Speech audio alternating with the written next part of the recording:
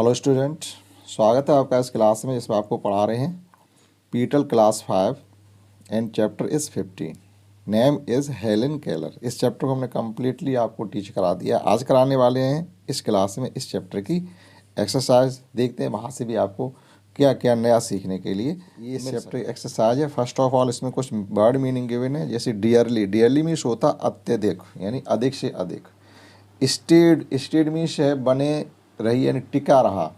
और स्टे इसकी first form होती है, यानी टिके रहना या बने रहना देर तक।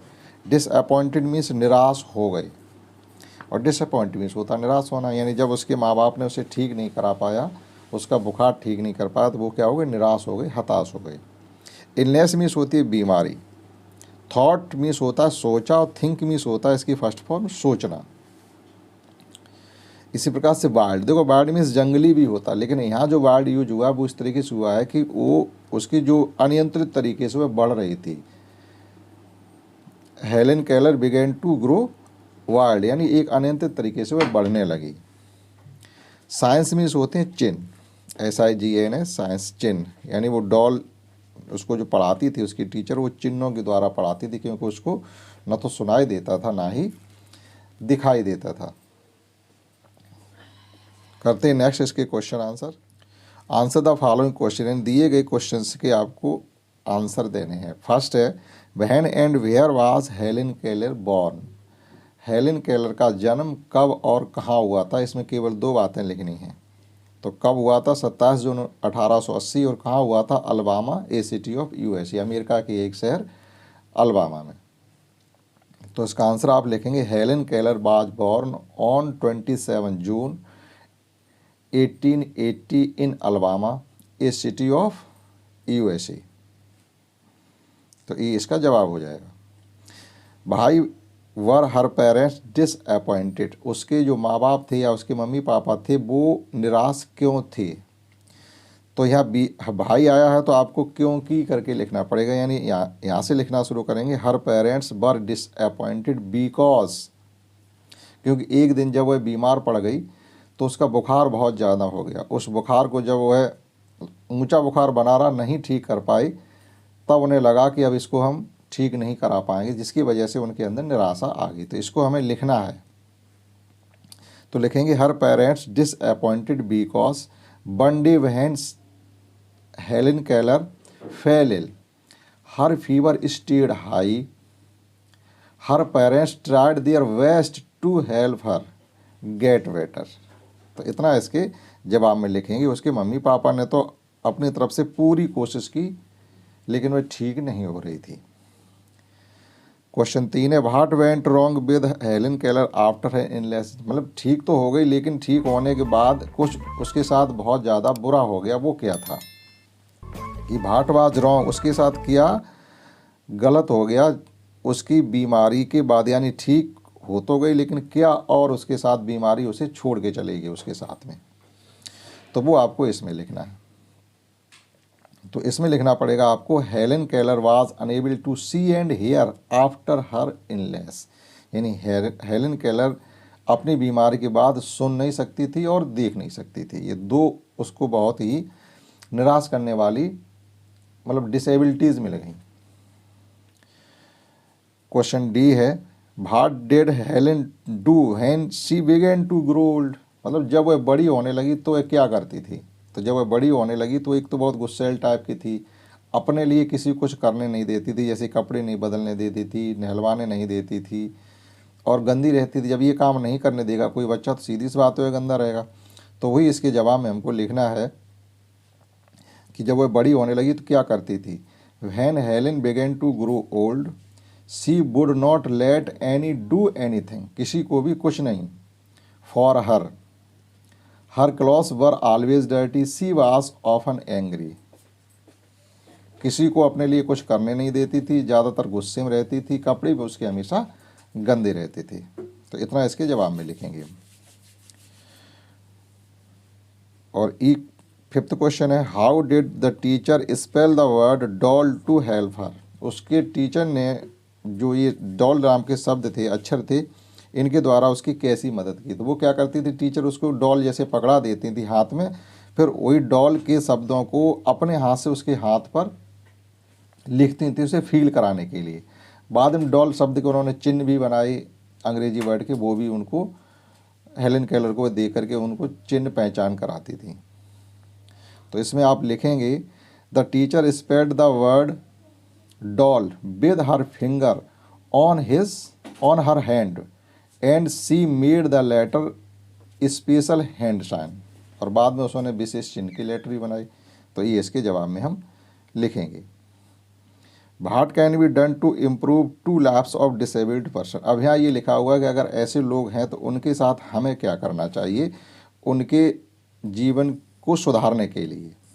To improve the lives of disabled person we can use some tips. हमें कुछ ऐसे टिप्स हैं जिनका यूज करके हम डिसेबल्ड पर्सन यानी जो दिव्यांग व्यक्ति हैं उनके जीवन में कुछ सुधार ला सकते हैं। जैसे आस्क बिफोर हेल्पिंग हर, उनकी कुछ मदद करने से पहले उन्हें आप पूछें। स्पीक क्लियर एंड पोलाइटली, उनसे साफ और विनम्रता पूर्वक बोलें।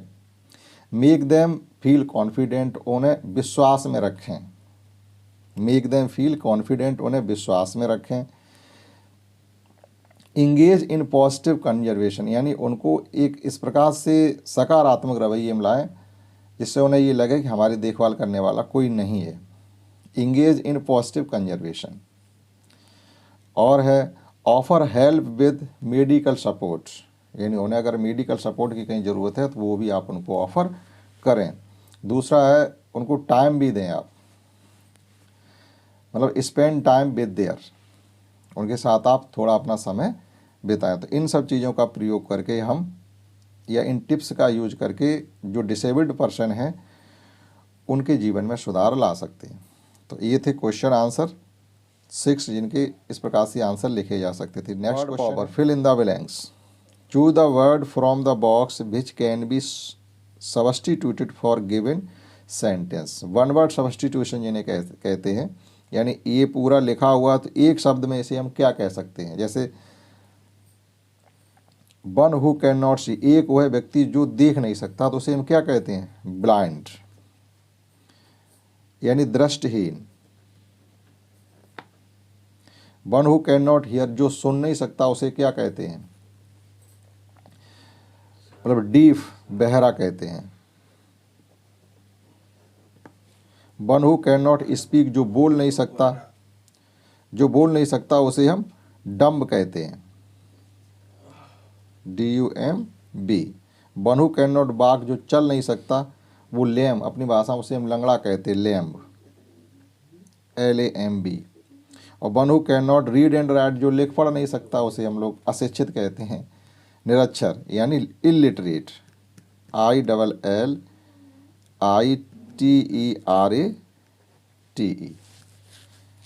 तो ये वन वर्ड सब्स्टिट्यूशन 5 थे, वो इस प्रकार से फिलअप किए जाएंगे। नेक्स्ट देखते हैं इसमें क्या है। नेक्स्ट लैंग्वेज प्रैक्टिस में क्वेश्चन है कि make meaningful sentence with the help of the adjective given below. ये कुछ आपको एडजेक्टिव गिवन है। एडजेक्टिव्स मतलब होता है ऐसे शब्द जो किसी के बारे में कुछ बताएं, यानी सब्जेक्ट के बारे में कुछ बताने वाले शब्द जो होते हैं एडजेक्टिव कहे जाते हैं। जैसे स्मॉल छोटा, हाई ऊंचा, ब्राइट चमकीला, डर्टी गंदा, लिटिल छोटा। तो जैसे इन्होंने स्मॉल लिखा और स्मॉल का इन्होंने वाक्य प्रयोग लिखा हुआ, I have a small stick. इसी प्रकार से ये शब्द लेकर के आपको एक वाक्य बनाना है। Taking these words make a meaningful sentence. जैसे हाई, तो आप यहाँ पर लिख सकते हैं this is a high building, this is a high tower. आप कुछ भी लिख सकते हैं अपने शब्दों में। This is a high tower, मतलब ये जो शब्द है वो आपका इस सेंटेंस में आ जाए। Bright, she was a bright girl.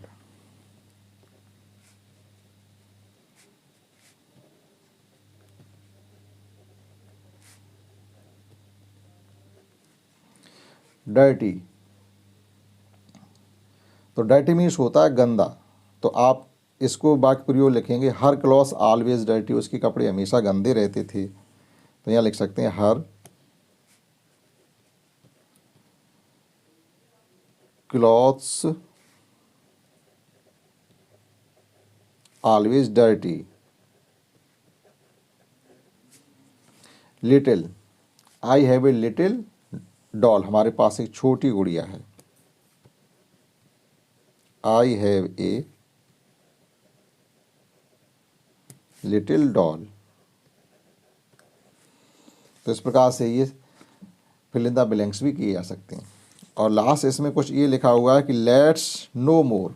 अब ये कह रहे आइए हेलेन केलर के बारे में और भी ज़्यादा जानने की कोशिश करते हैं। तो क्या है लेट्स नो मोर, यानी जो चैप्टर आपने पढ़ा है उसमें ये शब्द नहीं दिए गए, तो ये जानकारियाँ उनके बारे में, हेलेन केलर के बारे में, तो वो आपको यहाँ से मिलेंगी। Read and learn about great achievement of Helen Keller. Helen Keller के कुछ ग्रेट अचीवमेंट यानी बड़ी उपलब्धियाँ भी थीं, उनके बारे में आप जान लीजिएगा। Helen Keller was first deaf and blind person to earn a bachelor degree in 1904, यानी 1904 में वो एक पहली ऐसी महिला थी जो सुन नहीं सकती थी, देख नहीं सकती थी, उसके बावजूद भी उन्होंने स्नातक की डिग्री हासिल की। यानी स्नातक मीन्स बीए की डिग्री हासिल करने वाली पहली ऐसी महिला थी जो सुनने और देखने में सक्षम नहीं थी, फिर भी उन्होंने बीए कर लिया। She published her famous autobiography the story of my life. Story of my life के नाम से उन्होंने अपनी आत्मकथा लिखी है जो 1903 में प्रकाशित की।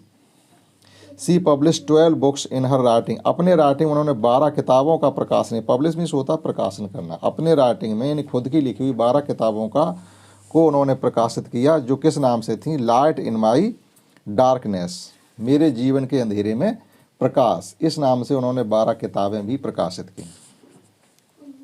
Helen Keller was world renowned person, वह एक विश्व फेमस प्रवक्ता थी। विश्व फेमस प्रवक्ता नहीं कहेंगे, वक्ता कहेंगे, यानी बोलने वाली, अच्छा बोलती थी, लेखक थी, समाज सुधारका थी, ये सब होने के बावजूद भी। तो Helen Keller was a world renowned speaker, वो एक विश्व प्रसिद्ध वक्ता थी। Helen Keller made 7 trips across the world, यानी उन्होंने विश्व की 7 बार यात्रा की, पूरी दुनिया की 7 बार यात्रा की, जिसमें करीब 35 देश शामिल थे। 7 बार में उन्होंने 35 देशों की यात्रा कर ली, जिसमें 5 कंटिनेंट यानी 5 महाद्वीप भी शामिल थे। Meeting with the world leaders including, विश्व के बड़े नेताओं से मिली, जिसमें विंस्टन चर्चिल शामिल हैं, पंडित जवाहरलाल नेहरू, जवाहरलाल नेहरू शामिल हैं, और गोल्डा मेयर, यानी बड़े बड़े नेता भी उसमें शामिल थे जिनसे वह मिली।